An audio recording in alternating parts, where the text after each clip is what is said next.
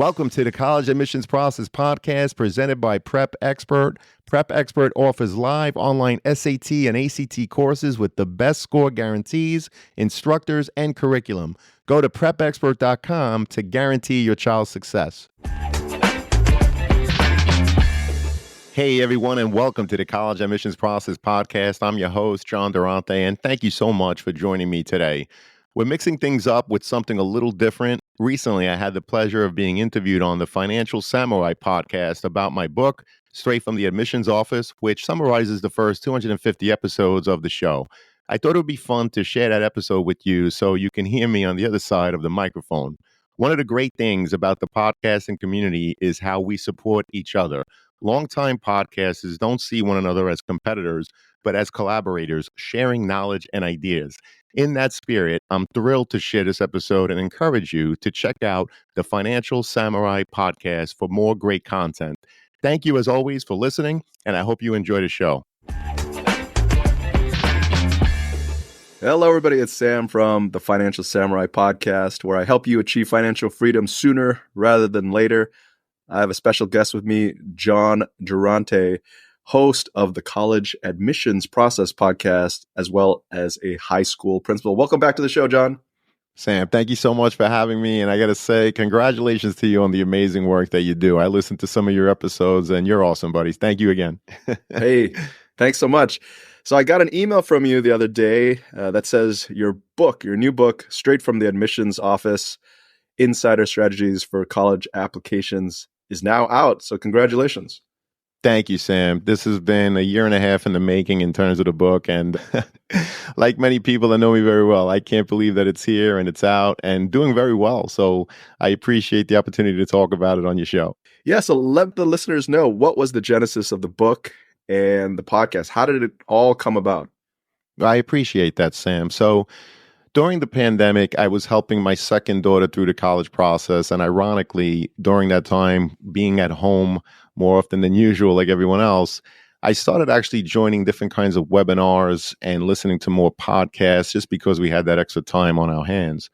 And I realized that, I think I want to do a podcast myself. When I was much younger, I had been a DJ, and I thought this would be a lot of fun.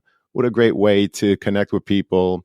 But I thought if I'm going to do it, I have to do something that's going to help people, because whether at my work as a high school principal or frankly anything that I do, I really enjoy helping others, right? So if I have something that I can share that's going to add value to people, it's definitely something that's near and dear to me. So I thought really hard about what kind of a podcast that I could come up with that would really resonate with a lot of folks. And ironically, I had just been going through the process with my youngest daughter, who's now a senior in college, doing extremely well, by the way. She got accepted to her first choice school. She had to go ED and do those kinds of things, but she's very happy now. But during high school, it was a true struggle for her academically, but also for me as a parent. When you're going through it with your own child and you feel the stress and the anxiety of not knowing, is she going to get in? Should she apply here? What about this? What about that? I truly felt what the parents feel, and frankly, even the students. So I thought, wow, I made connections with so many college admissions reps as part of my process with my daughter. I wondered, what if I invited a rep on each podcast episode? First of all, to talk about their schools, academic programs, social life, co-curricular activities, and then we get into the college admissions process, meaning, so you say you're test optional. What's the percentage of students that you actually admitted that didn't submit tests? And we talk about so much more, like the personal statement, the supplemental, and there's so many nuances that could come out of that I thought, gee, maybe I'm onto something. So I asked a few reps that I was familiar with, having gone through the process with my own daughter. About 5 of them said yes immediately, and the podcast was born. The genesis of the book is that currently I have about 270 plus episodes that are live on the podcast, Sam. And so when I was about halfway through, someone actually said to me, hey, you've been interviewing so many amazing reps, directors, deans from every single school throughout the country and even beyond. They said, you should really put together a book that's a summary for parents and students going through the process of all the important key tips and nuances between, submitting test scores or not, or differences between schools, large school, small school, and what have you. So I thought, fine, let's do it. So here we are a year and a half later, and I have the book. And the book is really for parents and students going through the college admissions process. It is a review of the first 250 episodes with quotes from many of the reps, with a few QR codes throughout the book that connects you back to the podcast and from the podcast back to the book. And so my hope is that it helps people that maybe don't have time to listen to podcast episodes and would rather read a book really understand the summary of these 250 plus episodes. Got it. Are there a couple tips and quotes that stand out?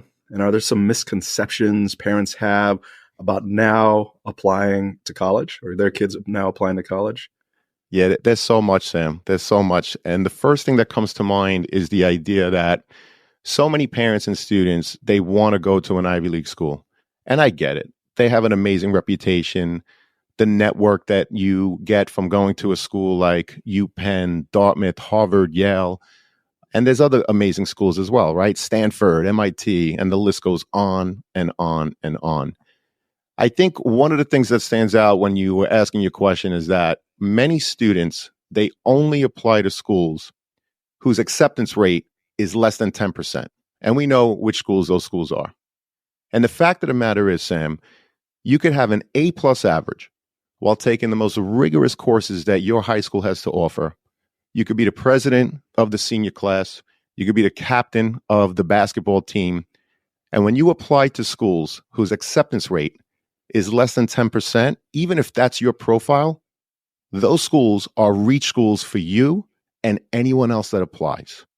So people really need to understand that. They really need to understand the importance of having a balanced list. Absolutely. Apply to the great schools that have these big reputations that are on the top 20 all the time.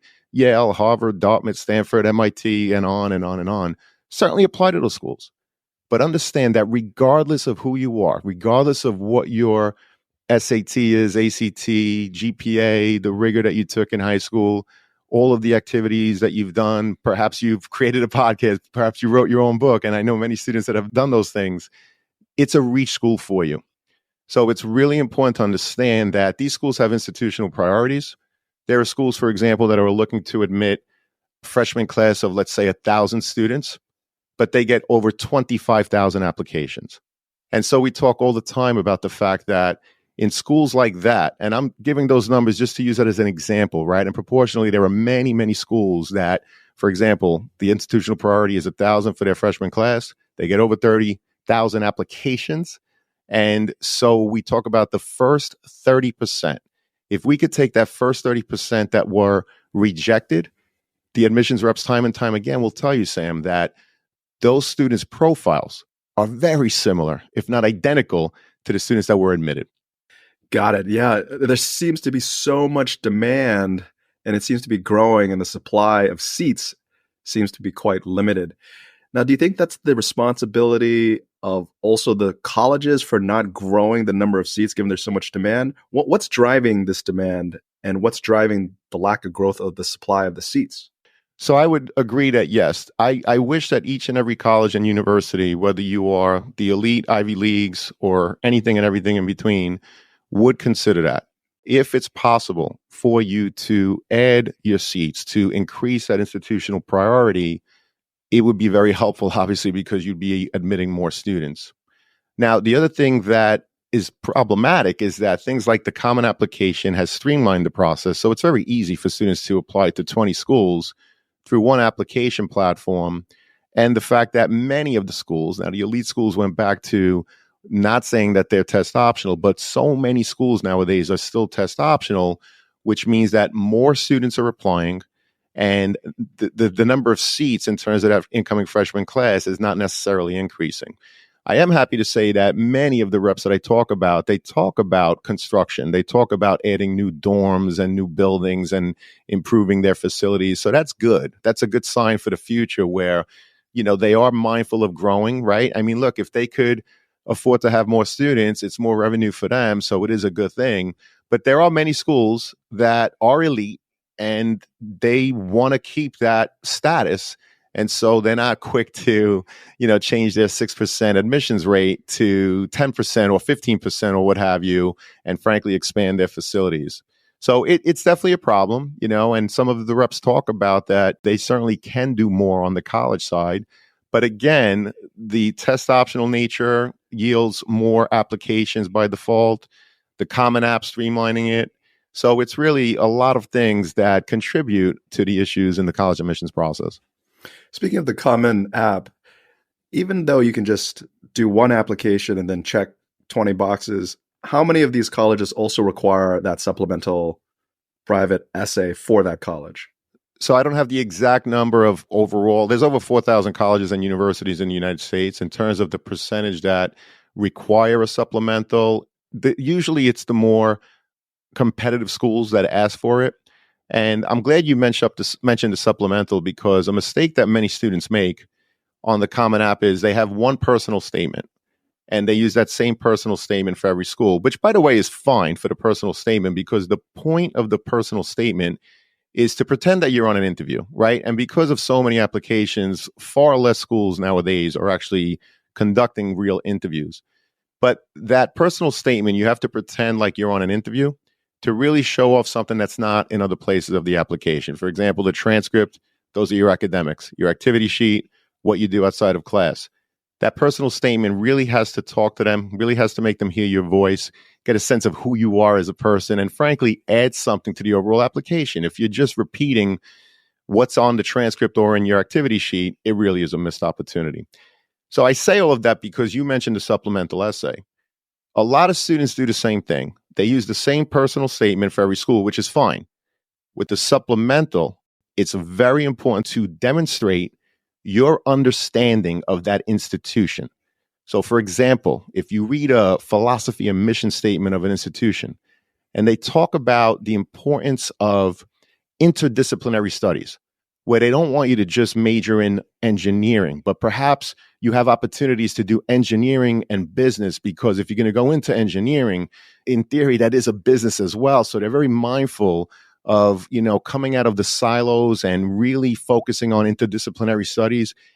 If that's what the mission statement says, and somehow in your supplemental, you could talk about what you've done in high school that's in line with that, why you see yourself at that particular university, what is it about their mission, their philosophy, maybe something that you saw when you were on their campus that really wants you to be there.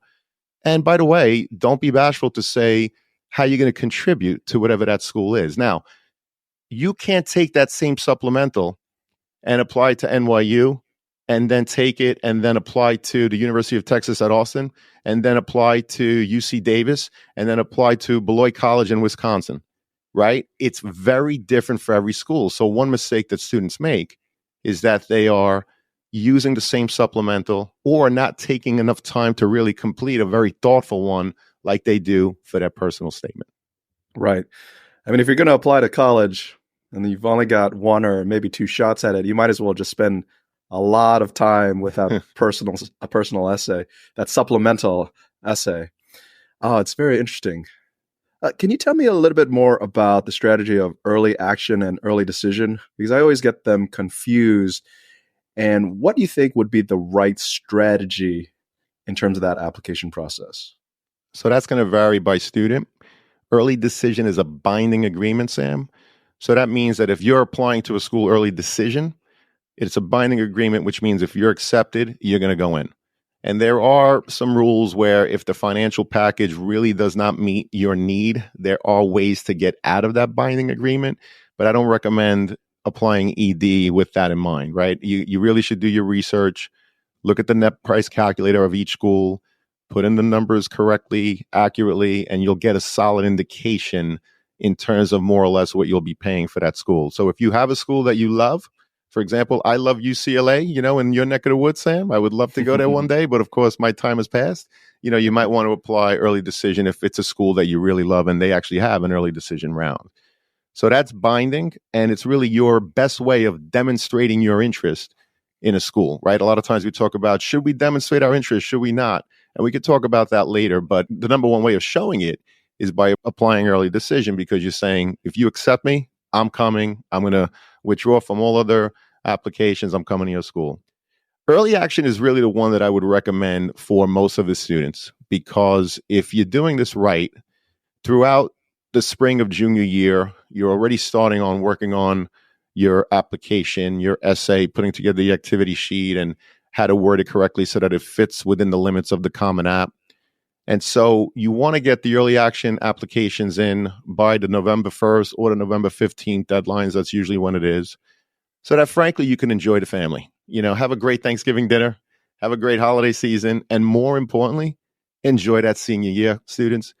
There's only one senior year. And if you're going to stress out about the college admissions process throughout your entire senior year, that's also a missed opportunity, right? So you have to balance applying to college, but also enjoying your life as a senior. So again, early decision binding, only if you absolutely know that that's the one school that if you get accepted, you're going. But for most students, I would recommend early action. Got it. So early action is more of a timing thing. So so it sounds like if it's binding, you can only apply to one school early decision? Correct. And why wouldn't a student be on the ball to apply to as many schools early action as possible and do early decision for that one stretch target dream school? Well, if students do their homework and they're well informed in terms of the college application process, and they have that one school that they really love who has an early decision round, that is a typical thing, right? If they're okay with not knowing at the time of applying what the financial package is going to be. So it is common for students to, yes, pick that one school, go early decision, and then apply to however many schools, in the early action round to see that, look, just in case the early decision becomes, the dreaded wait list, or even worse, if you get denied, at least you have many other schools to choose from. The percentage of students that actually apply early decision, it's actually quite low. But I mentioned that if you have that one school, yes, go ED, but to your point, apply to as many schools as you want early action. There's also, Sam, another thing called early decision 2, which is also binding, but the deadline is a little later in the year. And that's for students that are, number one, perhaps they're waiting for their first semester senior year grades. So they want those grades to hopefully create a better overall marketing packages of their application and their grades. And so they want to go into their ED2 round. Many students get rejected from their ED1 school and they say, okay, I didn't get into school number 1, but you know what? Then school number 2 is now my number 1. And they offer ED2, so I'm going to apply binding into the ED2 round for that school. So there are so many nuances and there are so many ways to do this, which is why I'm having so much fun doing the podcast episodes, because, these are the conversations that we dive deep into, and the reps are so open, so eager to really talk about these things. And what I love about the podcast episodes is that as a parent and student, you listen to them. And then when you meet with a rep, whether they're visiting at your high school or if you're fortunate enough to go on a college campus, hopefully the podcast episodes prompt you to come up with your own follow-up questions to come up with deep conversations that are going to be beneficial to all. Most students are applying early action. Some schools are rolling admission, like Penn State. Like some of the larger schools have rolling admissions, like Penn State, LSU. And so, their application rounds open up on August 1st. You apply when you're ready. In schools that are rolling admissions, I would absolutely recommend applying early, because many of them really start reading applications as they come in. And so they just keep admitting until they don't have any spots anymore. So that's just another thing in terms of rolling admission. Got it. No, it's funny because my instant thought was, well, you've only got one chance to apply to the most competitive process ever. You can have many Thanksgivings with your family. Yes, there's only one senior year in high school, but you got to give it your best shot because you don't want to look back with regret, because college itself is super fun. I had an amazing time my 4 years in college at William and Mary and also studying abroad. So there's time for fun in college. Senior year, let's grind. So, that was actually my instant thought process. Okay, it's nice to enjoy senior year in high school, but you've only got one shot at this. Yeah. And what I'll say to that, Sam, is that a lot of people, they start listening to the podcast, for example, when their child is in junior year already, which is great. I'm happy to have, many listeners, but in reality, it's something that you should think about before going into high school, because there are many things that you want current or incoming ninth grade parents to know and students so that they could really be prepared. For example, looking at the application, it's a total marketing package. And what you do control, if you're familiar early going into high school, the transcript is the number one thing that they're going to look at in terms of the academics. How did you do based on what you selected, based on the context of what was available to you in your school? So if you understand as an incoming freshman that you have 4 years of opportunity to show how you're building ramps, to make selections that are as much rigor that you can handle while performing well, that's great. But if all of a sudden it's junior year and you decide, oh boy, I have to apply to colleges, and you really haven't been mindful of the classes that you're taking or the activities that you've been a part of, because a second thing is they look at your academics because they want to accept students that can handle the work on campus, but they also want to see the type of community member that you're going to be. Both of those things, the academics and the type of community member you're going to be, the best indicator is what you've done, which is evident on your transcript, but also on that activity sheet. What did you do outside of class? So if you go into high school understanding that, it's very important to help you with the process, as opposed to recognizing that these are facts, in the middle of junior year, right? Where perhaps, you're behind the eight ball because you haven't been mindful of it throughout. So I think it's very important for people to start the process or start thinking about the process when they're going into high school. Got it. Is there an age that's too young to start thinking about college admissions? Because you talk about, okay, middle school, Right. But is there, but then some parents might be thinking even earlier, and then there's like this neuroses or something that goes on that kind of ends up really hurting the dynamics of the family. Because I know there's this one, I was reading this great article that said, we decided to opt out of the whole crazy college admissions, creating a perfect child journey, because it's just too hard on our family and too hard on our children. Well, that's amazing. That's amazing if that family was able to do that, and I wish more would follow suit. So in terms of age, the first thing that I would say is, and everyone has obviously different financial means, but it's very important for families to start planning for it in terms of the financial part early, because we know how expensive it is, Sam, right? We talk about it all the time. So if you're smart and you're able to put some money away, frankly, from birth, not that you have to talk about it, but just to have a 529 plan or whatever it is that you decide to do with your family. I think in terms of starting really early, the financial piece, being mindful of saving for college, I think is very important.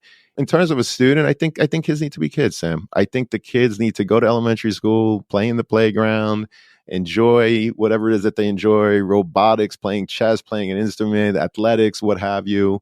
What I would say, as I said earlier, I think the importance of from 8th grade into ninth grade, enjoying the transition from middle school to high school, but it's a really important, I think, for students and families at that point, just to be mindful, just to understand that the activities that you participate in while in high school, the courses that you choose based on the context of what your high school offers, those are very important things that will absolutely be looked at throughout that process a few years later. So they don't have to obsess about it. I just think it's very important for people to be mindful of it.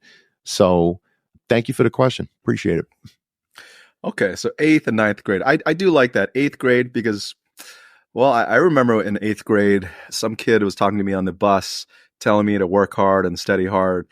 And I remember this was in Kuala Lumpur, Malaysia, and I said, you know what, Curtis, it doesn't really matter because grades don't transfer and they don't start adding up or getting recorded until high school. So let me just have my fun. I clearly remember that. And I had a lot of fun in middle school.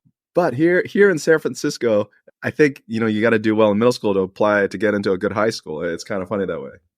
It is. And, now more and more, there's a lot of, not a lot, but there's a few 8th grade courses in many cases that actually do go on the high school transcript. So more and more students are taking 1 or 2 high school courses in that 8th grade. So you always have to be careful in terms of what goes on the transcript or not, which is why I mentioned the 8th grade. And again, not to obsess over it in 8th grade, but just to be mindful of what's coming, how important is the selection that you take academically over 4 years. the activities that you participate in. And by the way, with the activities, it doesn't necessarily have to be a club. If you're a student that has to have a job, for example, to help the family, if you're a student that has to take an elderly relative to the doctor because they don't speak English well and you're there to help translate, or you have to be home because your younger siblings they need someone older to open the door for them while you're in high school because both parents are working, or maybe it's a single family situation. All of that is showing leadership. It's showing what you did outside of the high school. And so it's important that you include that in your activity sheet, because remember, Sam, anything that you don't put in that marketing package, now you're leaving it up to the admissions representatives to speculate as to why. So it is so important to understand that the application is a marketing package. There are multiple pieces, and it is very specific in terms of what you need to include in each piece to provide this marketing package that's going to best represent who you are, not only in the classroom, but beyond. No, it makes sense.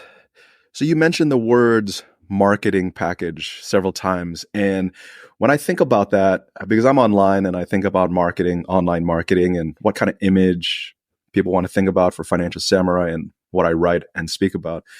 But for children and for the process, in the very beginning of the podcast, you said about 30% of the applicants who get rejected from these top schools all look quite similar. Top grades, president of this, that, trying to cure cancer and save the world. But if they're all similar, would it not be strategically more sound to really stand out and do something completely different from all that? Absolutely. When I was hiring people on Wall Street, I mean, everybody kind of looks similar, but the person who stood out was someone who was quite unique. Maybe they started some business or did something completely different from everybody else. And that's the person who I remembered. Yeah, it's a great question. And I believe it was Christoph Gutentag, who has become a dear friend. He's the Dean of Admissions at Duke University. I believe it was in the second episode with him that we talked about this. And the bottom line is that if you are applying to Duke, trying to realize or trying to think about what is it that the admissions reps want in a student that's going to go to Duke? Like, what's that profile of a Duke student? If you approach the application where you're trying to be like every other kid that got accepted to Duke, you're not going to stand out in the process. You're going to be like any other kid. So to your point, absolutely. You want to stand out in the process. And a couple of ways of standing out before I get to opening up your own business, writing your own book, a podcast, creating a new club, which are all good things. But very simply, it's what I said about the supplemental. It's understanding that nuance that you need to read the school's mission, philosophy, visit, whether it's virtually or in person, and find something that is going to demonstrate your understanding of that institution that, you're writing that supplemental for that one school. And again, talk about what you've done throughout high school that shows that you're in line with that. And again, how you're going to contribute. Another thing is a letter of recommendation. Many times a student will ask a teacher to write a letter of recommendation, and they don't provide much information. And so it's not uncommon, and we've talked about this on the podcast, where a teacher is basically, and meaning well, by the way, but they're basically repeating the fact that this is an A+ student and that this particular student was very active in the DECA club. Now, Sam, if you look at the transcript and the activity sheet, that stuff is already there. So that particular letter of recommendation is not adding anything new to this marketing package. So what I recommend is, if you've done something, whether it's through a club or something in a class, an initiative, particular project that you felt, you were really at your best, when you're asking a teacher to write that letter, it's not a bad thing to ask them if they could write about a specific incident, if there was one, right? Because if a teacher writes about a specific incident, that's going to add to the marketing package as opposed to he or she just repeating what's on the transcript or the activity sheet. Am I making sense, Sam? Oh, absolutely. Be specific, because everybody kind of tends to look the same, I would think, after a while, or at least, as you said, the top 30%. It's very interesting, the whole process, because as we sit on the other side, but you're kind of still in the middle as a principal, I'm trying to think about what the admissions people and the ultimate college community really want. Is it because we know that we want students, or they want students that can handle the rigor of academics, we know that they want their students to be high caliber, good people with empathy and want to do good in the world. But what else do they want? And I'm trying to think about it in terms of maybe it's status or longevity and the finances, the endowment. Like, how do we get into the minds of these admissions officers and beyond, the heads of the school? So that's a great question. And you're absolutely right. You want to show the rigor, whatever you can do, right? And whatever rigor you can handle is different for every single person. You also want to show that you're going to be a community member. And again, looking at what you've done in high school indicates that they want to know that you're a nice person and that you're going to contribute to their community. And that's been said time and time again. What you're asking, and I could hear it in your voice as you're asking it, the frustration. It's like, what else do they want? Well, there are other things that they want, but those are the things, Sam, that many times we don't control. Those are the things that we call the institutional priorities. So when I interviewed Rick Clark out of Georgia Tech, he said the number one institutional priority is class size. As I mentioned earlier, the incoming freshman class size. There are schools that are looking for 500 kids, 10,000 kids, 5,000 kids for that institutional priority of an incoming freshman class and everything in between. That's the easy institutional priority. When I interviewed Jeff Salingo, who was great on the podcast, he is a New York Times bestseller. He wrote the book, Who Gets In and Why, and I loved my conversation with Jeff, and I'm a big fan of his. He talked about the fact that there are sometimes schools that they just want more kids that frankly could pay the bill. They want full payers. Maybe it's something that's related to they need a third baseman this year. Maybe there's a new business building. They're expanding on their business majors, and so they need someone in that particular major. Right? So these institutional priorities are different for every single institution. By the way, they change every year, right? Because one year they might be looking for someone, more people in the STEM fields, more people in whatever program. And then the year after, those numbers might change. And that's the frustrating part. It's that we don't know what the institutional priorities are specifically year after year, other than what's the freshman class size. And so it points back to the fact that it's so important to have a balanced list. Reach schools, I should say, target schools, and your likely schools, because you just don't know. As I said earlier, especially when you're applying to the elite schools, that's a reach school for anybody, regardless of what your profile is. Mm-hmm, mm-hmm. And speaking of money, let's say you don't get into your reach school and you get into maybe one target school, and then you get into another school that's not your target school, but maybe you applied to it, so obviously you'd be willing to go to it. How should one think about the money in terms of how much they need to pay if they aren't getting into that top 20, 25, even top 50 school? Yeah, so it's going to vary, right? The financial aid packages are going to vary from family to family, from institution to institution. The first thing I always say is, look, I know college is expensive. I have my second daughter still in college. My first one graduated, so but there was a 3-year period there where I had two of them in college. So I know the financial stress of it.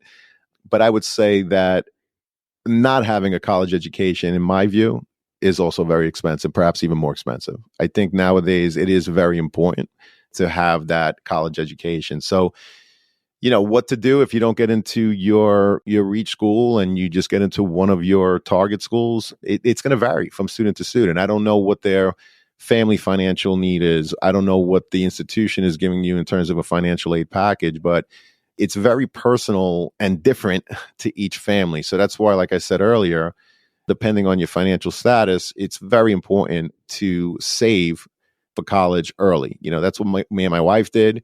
We saved a lot, but it certainly wasn't enough.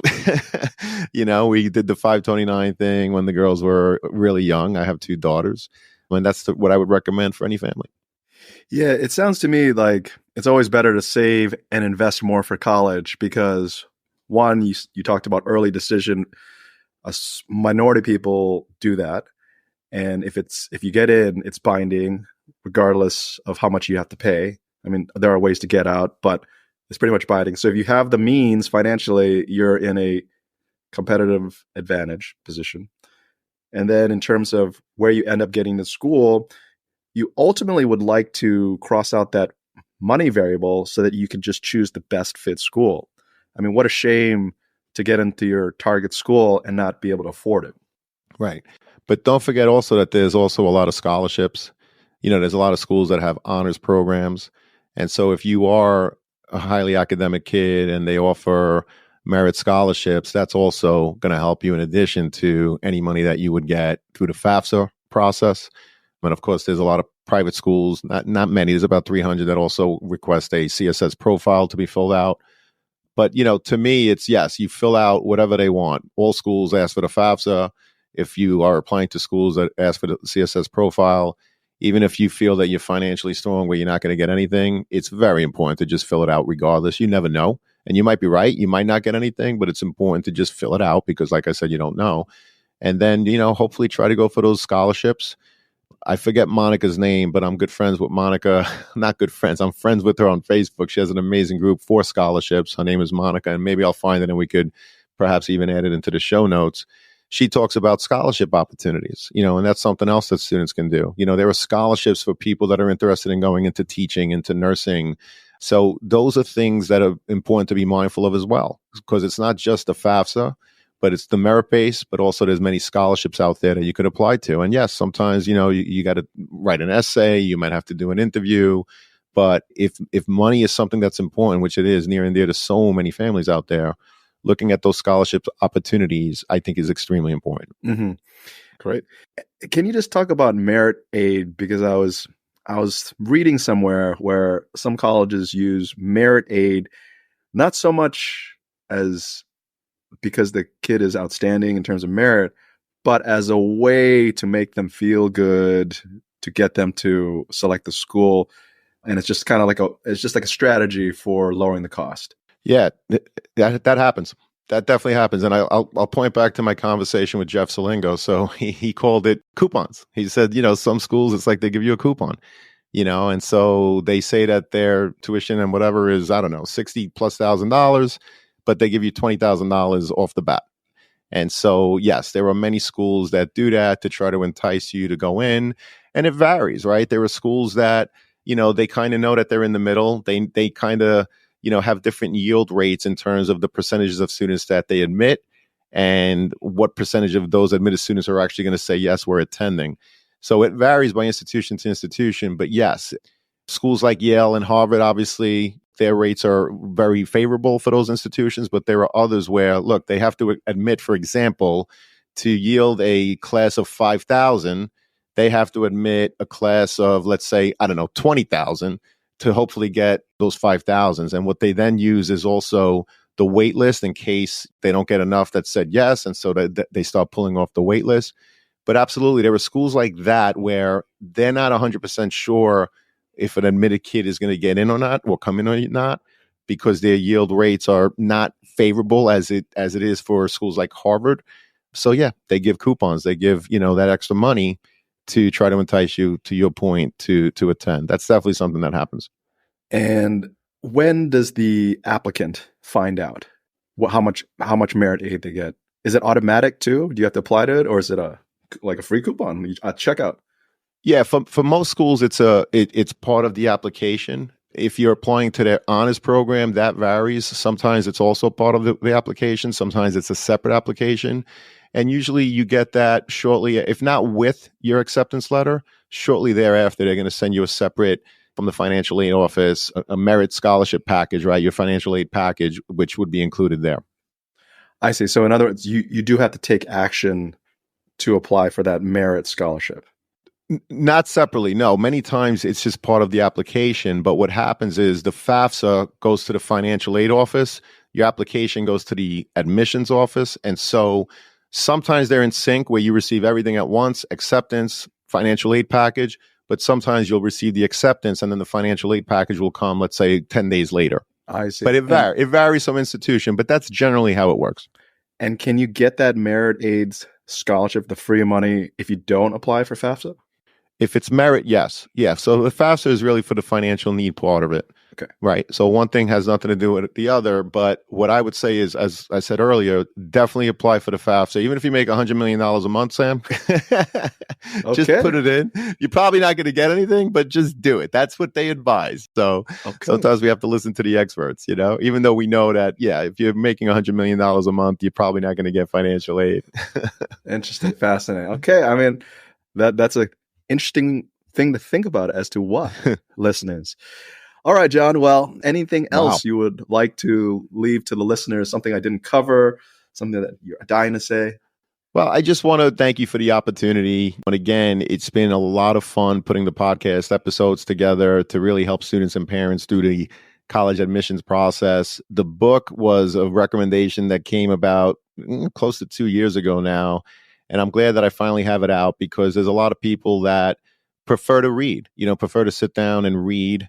And I love the idea that the podcast and the book are connected with QR codes. And there are some QR codes in the book that, are not accessible, on my website. It's just separate things for people reading the book. And again, the whole thing is to really help students and parents, add value to them and help them through this process. So I appreciate you, Sam. I appreciate you, this opportunity for me to talk about it, and looking forward to continuing the conversation. Thank you so much. All right, John. And for listeners who want to get the book and go to that Facebook group, I'll include it in the show notes. Thanks, John. Thank you so much, Sam. And good luck to everyone out there with the college search and everything else that you're doing. Best wishes all. Cheers. Thank you for joining us on this episode of the CAP, the College Admissions Process Podcast. We hope you enjoyed the show. If you did, please don't forget to tell a friend and follow us on Facebook, Instagram, Twitter, and wherever you listen to your podcasts. I am your host, John Durante, and I look forward to seeing you on the next episode of the CAP. Hey, podcast friends, if you've been enjoying the College Admissions Process Podcast, I'm excited to share my new book, Straight from the Admissions Office, Insider Strategies for College Applications. It's packed with insights and tips from over 250 podcast episodes with admissions professionals designed to make the college process less overwhelming. Whether you're a student, parent, or college counselor, it's a valuable resource for navigating the admissions process. By grabbing a copy, you're also helping to support the podcast. The links are in the show notes. Thank you, and best wishes to all with the college admissions process. Thank you for listening to the College Admissions Process Podcast presented by Prep Expert. Prep Expert offers live online SAT and ACT courses with the best score guarantees, instructors, and curriculum. Go to prepexpert.com to guarantee your child's success.